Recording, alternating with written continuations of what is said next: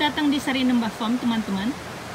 Seledri batang besar atau benihnya yang bernama seleri toluta adalah salah satu tanaman sayur yang paling sulit dibudidayakan, paling sulit ditanam. Ini adalah pendapat dari petani-petani di seluruh dunia. Lalu, mengapa petani kecil seperti saya mau menanam tanaman yang sulit ini? Ini dikarenakan petani-petani seperti saya suka akan tantangan.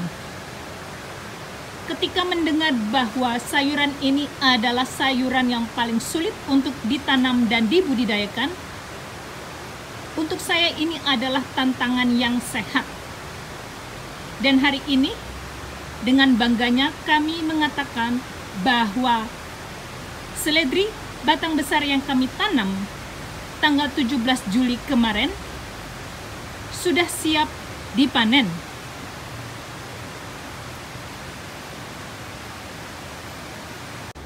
Seledri bisa dipanen, teman-teman, setelah 3-4 bulan setelah dipindahkan dari tray persemaian, setelah kita transplant ke pot individu atau ke tanah, atau kira-kira 4-6 bulan setelah disemai.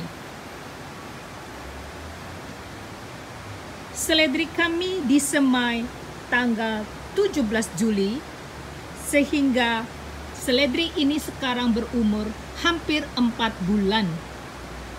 Sudah cantik.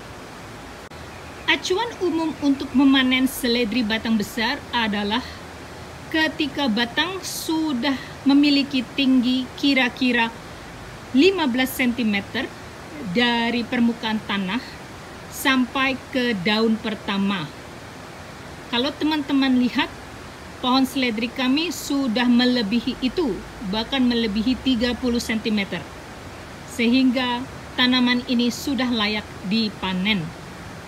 Satu acuan lagi adalah apabila diameter dari tanaman sudah menyentuh 7 cm. Seperti ini, teman-teman. Ini sudah layak dipanen. Cara memanen seledri batang besar ada dua, teman-teman. Teman-teman bisa memotong batangnya satu persatu, dimulai dari yang luar hingga ke dalam, atau teman-teman memanennya seperti memanen umbi keseluruhan, diangkat dari permukaan tanah. Dan bila teman-teman memotong batang satu persatu karena hanya memerlukan sedikit saja, maka tanaman seledri akan menumbuhkan batang yang baru. Batang di dalam adalah yang paling lembut, teman-teman, tetapi batang yang berwarna hijau tua adalah yang mengandung banyak nutrisi.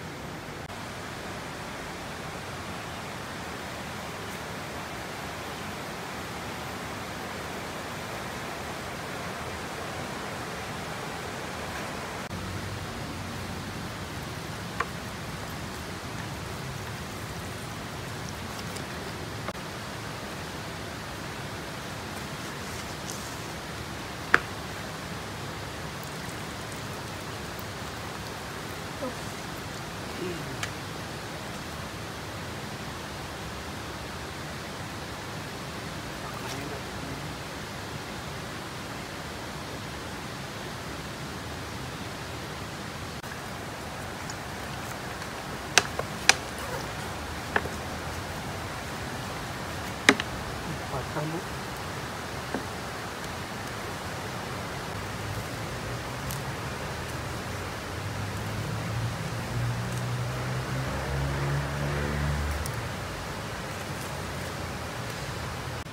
Seledri batang besar siap dikirim untuk teman-teman pecinta kesehatan dan juga minuman segar.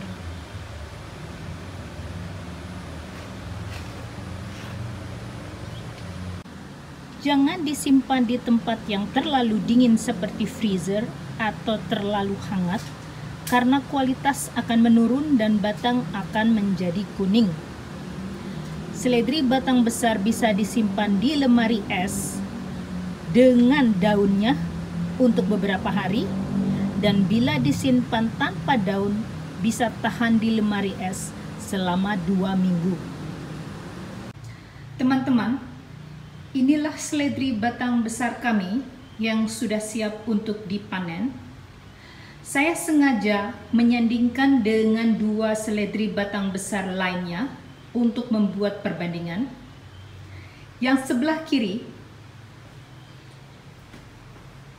warna hijau muda, batangnya sangat tebal, daunnya kurang rimbun karena sudah dipotong, adalah seledri batang besar yang diimpor dari perkebunan di Australia. Harganya 127.000 per kilo.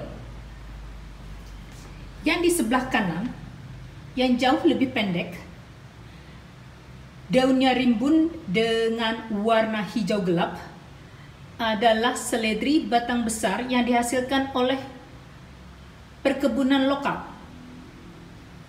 Dan yang di tengah tentunya adalah seledri batang besar kami yang saya semai tanggal 17 Juli yang lalu.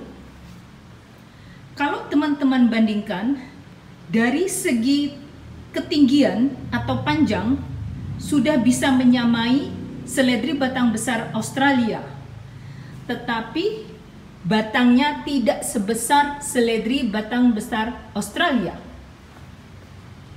Saya mengambil kesimpulan bahwa benih yang saya pakai, yaitu Celery Toyota, kompatibel dengan benih yang dipakai di perkebunan di Australia. Benih kami memang benih import, walaupun kami tidak membeli import, tapi ini adalah benih yang dimanufacture di Amerika. Kalau saya berpikir apakah batang seledri kami lebih kecil daripada seledri batang besar Australia, dikarenakan kami menanamnya di pot dan bukan di tanah, dan juga apakah dikarenakan saya menanamnya 100% organik, sementara seledri Australia dan seledri lokal tidak ada informasi apakah ditanam secara organik. Biasanya kalau barang-barang yang dijual di supermarket dan bila tanaman itu ditanam secara organik, ada informasinya.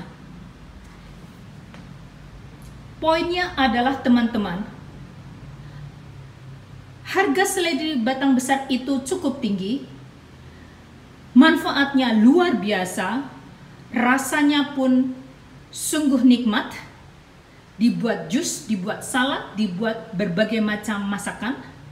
Sehingga marilah kita menanam seledri batang besar agar ketergantungan dengan produk import bisa kita kurangi dan juga meningkatkan hasil dari produk lokal sendiri. Saya yakin dengan seiringnya kepandaian petani-petani kecil seperti saya yang mencoba untuk menanam organik secara baik setiap harinya, kita bisa memenuhi kebutuhan dalam negeri dengan produk lokal. Semoga bermanfaat.